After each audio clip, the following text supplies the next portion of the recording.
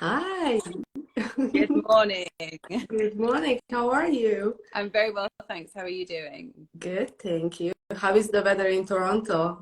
It is blue sky today, which is amazing because we've had a very grey January. So anyone that's kind of in our area knows how dull it's been. So every time we see sun, I think everyone's going to be outside. And it's a little bit warm. It's above, I think it's going to be above zero today. So we're happy campers in Toronto. Oh my goodness.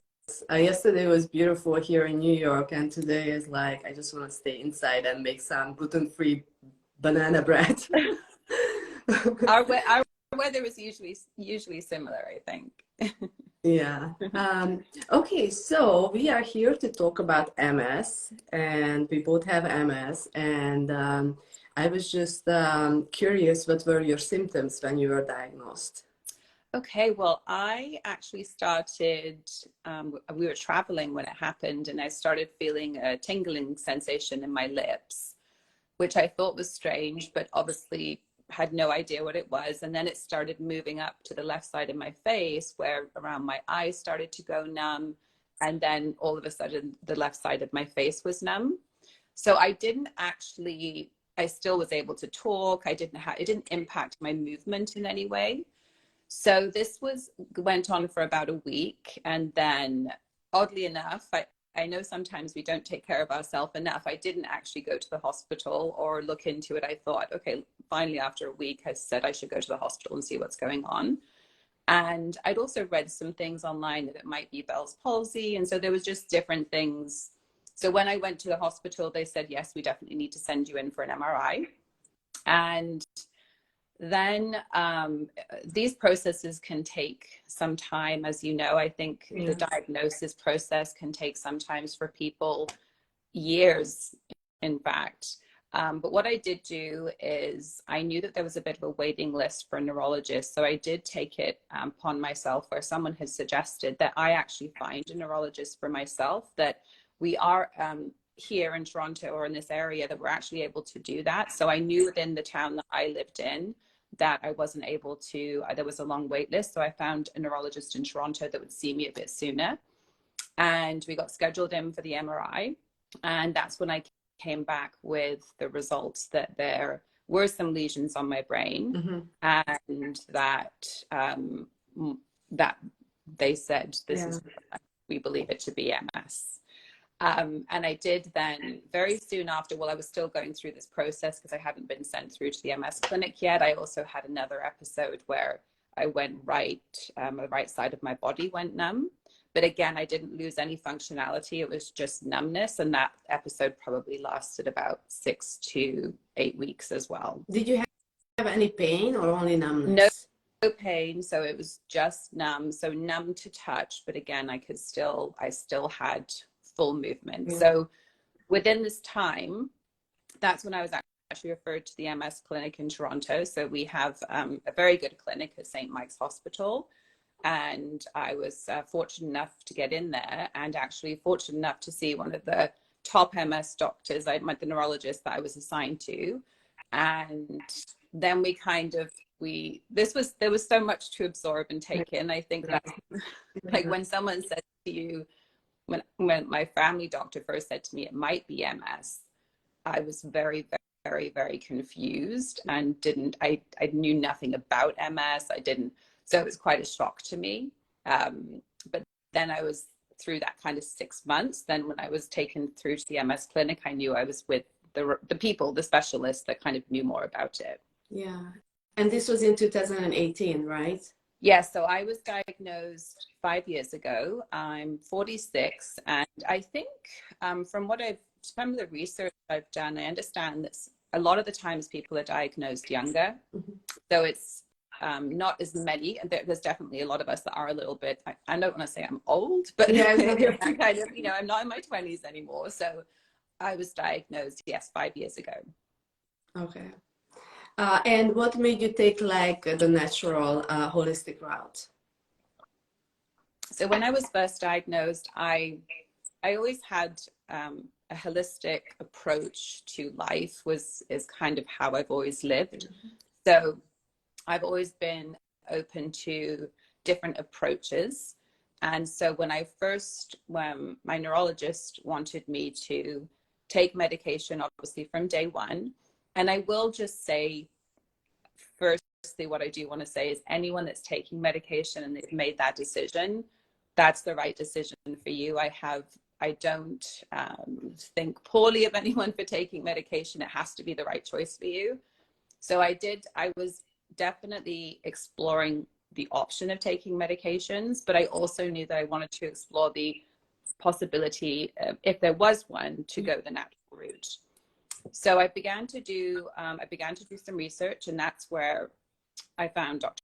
Terry Walls, Matt Embry, and Living Proof was just definitely a game changer for me, watching that movie, just understanding that there was kind of another route to take, and it could be by diet, supplements, and just taking my healthcare, my personal healthcare, to another level, because I was obviously deficient and things were going on in my body that I needed to address that would hopefully help with my MS diagnosis. So I did a lot of research. It was really important to me that I believed in the choice that I was making, but it was also very important to me that my family also believed in what I was doing, because obviously they're my life, my girls, my husband, everyone. So it was really important to me that they stood behind me. And so I feel that once I saw the success stories, I said, let me try this, and I can always take medication. I know I can always go to my neurologist at any time and say, I've decided I want to go that route. But I knew that it might be harder once I was on medication to go the natural route. So I thought, right, it's just an easier way to start this approach. And then if it doesn't work, then I could go to plan B. Yeah. So my family agreed. They all supported me in my decision. And the neurologist was so. He wasn't overly happy with my decision, but he respected it. The clinic has been amazing. He actually went back to Spain, and I have another neurologist now, but they've always recommended medication, but they still supported me in my decision of going this way. So they didn't cut me off in seeing me. They just supported it. So it's been 5 years where I decided to go cold turkey, and I cut out gluten, dairy, legumes. I saw a naturopath and made sure that I was taking the right supplements that he suggested. So I started taking B100, vitamin D, K. I've also just lion's mane. So there's been a number of different supplements that I've introduced to my life.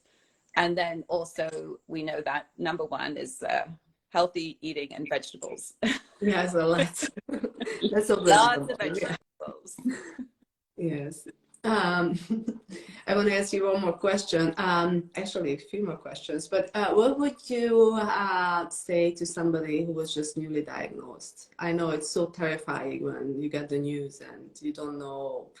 It's just so confusing. You don't know where to start, how to move forward. Yeah, and I think I know that MS can be very, very crippling for people. I know people have, they're not able to walk, they're in wheelchairs. So it's very overwhelming, because I think for me, there's even things you think about with your career and your job. And some people have very high stress jobs, and they've also, I feel like I've dedicated a fair bit of my time to my career.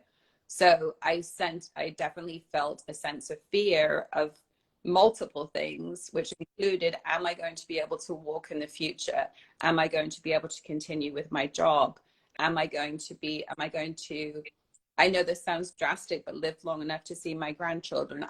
These were so many things at first that were going through my mind, and all the fear that was in me. And then I think, so anyone that has been diagnosed, I think it's okay to feel all of these feelings. But I would also now, 5 years in, say, don't worry, you're going to be okay. And you're going to have some bumps. And also, number one, which Agatha, we've talked about, is believe in your choice. So if you're going the natural route, embrace it, do everything you can to be natural. So majority of the time, be gluten-free and dairy-free as much as you can, take your supplements, exercise, And if you decide to go the medicine route, you can still do all of those other things as well, like look after yourself, exercise, don't give up. But I think believing in yourself and also having that mindset is your number one medicine. And Yeah. sometimes I'm too positive. My family says to me, No, "Mom, you're too positive." it's that's always a good thing. It's being too positive. I think it's the best thing you can do for yourself.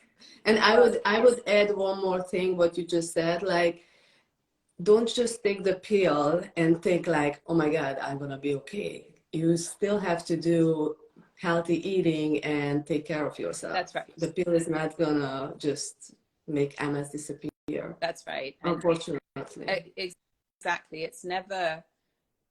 So I've been very, very fortunate that for the last 5 years, I haven't had a relapse. And I just recently had a mini flare up, which I felt some numbness in my feet, which has been for about 6 weeks now. So I would say it is a flare up similar to my first couple.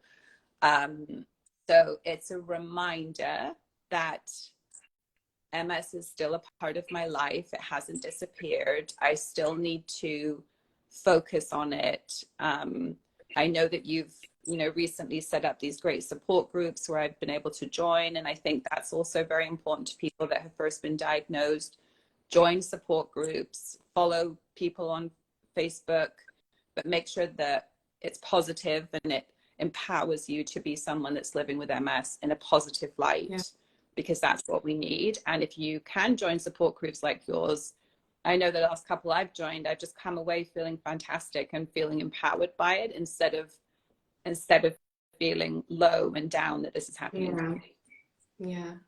Even if you see people that they are not in a bad shape, you just feel like being part of a community is just uplifting. And yeah, not everybody feels good on MS, unfortunately. We Unfortunately. have some questions here. So the first one, I don't know if you can see the question, so I'm gonna read it. How Okay. do you manage stress with a demanding job? That's a very good question. So I'm very fortunate that I have, this was another decision I had to make is I know some people struggle with, do I tell the company I work for that I have MS? Because it's that kind of borderline of being seen that you have some sort of disability, but you want people to still see you for who you are, and they don't want to see you as, oh, that person has MS. But I did make the decision to speak to my leadership at that time because one of the important things for me, this was obviously way before COVID, is that I was commuting into my job. So 5 days a week, I was driving nearly 3 hours a day on top of my work day. And in Canada, obviously with winter conditions, it was very stressful adding that drive onto my job. So the first thing I did was to basically say, this is what's going on. I need to start working from home more often. So I started to work from home 3 days a week. So that was kind of my first elimination of stress in my job. And my company supported me. So I would say that what if you have a job where you have high stress levels, the benefit of telling the organization, especially if you're if you have a good reputation and you work hard, is to say, that's not going to change, but I'm committed to you 8 hours a day, but when my job is done, I'm committing to myself. And that's what I think is number one for anyone that's in the workforce, is trying to disconnect at 5 o'clock and then it's your time. And I think it's okay to tell your company that I want to continue to work. I'm trying to be as healthy as possible. And I can't believe, I would like to think that most organizations would respect that and want to keep you healthy so you can keep doing your job. Yes, yes, that's for sure. And when you finish job, then you have to take care of yourself, meaning like meditating, working out, and putting yourself first. That's 100%. right. It's Yeah. okay to be, I think sometimes in life we struggle with being selfish.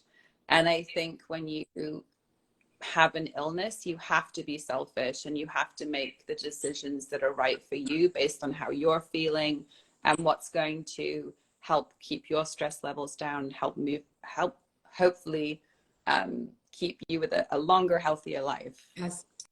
I don't call it selfish. I call it self-care That's right. because if I cannot take care of myself, I mean, if I'm not healthy enough, I cannot take care of others. So, That's and right. And your children and yeah.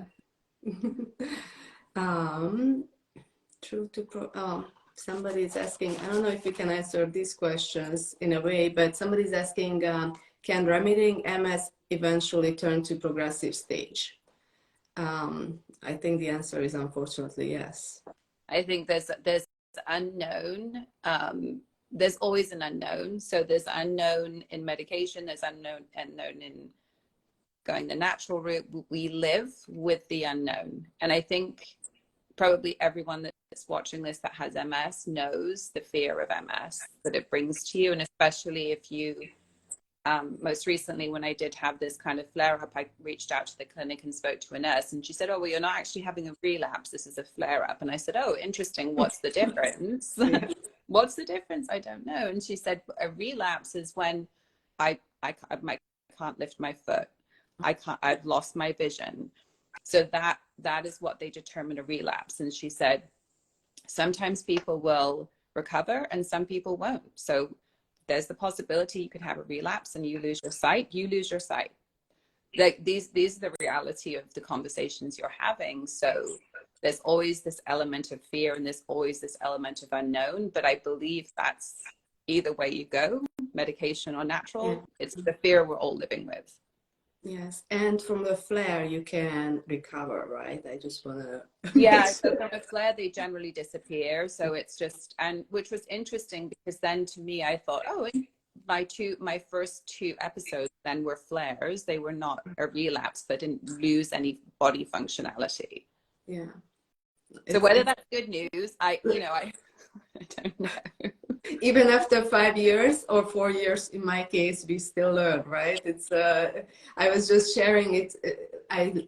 I'm not from this country, so for me, learning this language was number one. And then I felt like when I was diagnosed, I had to learn a completely new language, like what relapse, flares, all this means. It's just it's very overwhelming. Very overwhelming. And I think this is 5 years on, and I used the word relapse when I posted something on my page. And then when I had this conversation with the nurse and she said, "Oh, it's a flare. It's really attached to it. It's not a relapse." I went, "Okay, I just learned something new." So Yeah. you're always learning. Yeah. Thank you so much for joining me on this weekend, Saturday morning. I hope you have a great weekend. Oh, my And pleasure. talk to you soon. See you on Tuesday, not the following Tuesday. Let's celebrate Valentine's Day. Yeah. Okay. Well, thank you so much. And I just want to, Aga, to give a shout out to you because I think you're definitely a great spokesperson for MS. So anyone that is watching, it's like this is all very amazing. And if you can join support groups, then it will be helpful. So much. Thank you for saying that, and keep posting those delicious dishes on your Instagram to inspire me what to make for tonight's dinner. Thank you. All right. Bye, everybody. Thank you for watching us. Bye. Bye.